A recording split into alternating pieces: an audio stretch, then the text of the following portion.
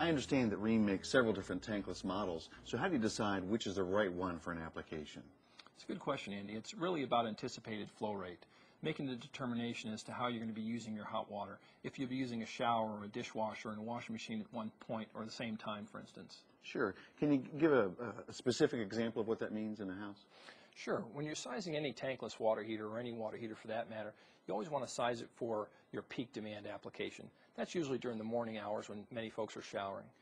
Tankless water heaters, by virtue of their technology, raise the incoming water temperature, the groundwater, up to the set point of the thermostat. As a result, and because they maintain no storage, we always try and calculate that in a gallons per minute figure. Okay, that sounds a little bit complicated. Actually, it's pretty simple. You can just add up the flow rates of all the fixtures that may be in use at any one time, and that'll help you determine your hot water demand. Then refer to the manufacturer's specifications to make sure you select the right water heater for you. Okay.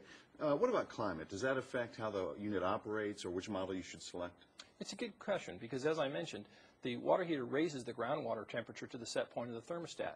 What that means is in those colder months or when your groundwater is colder, the water heater will perform differently.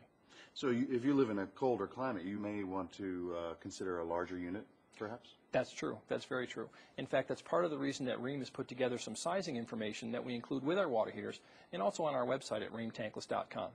Okay.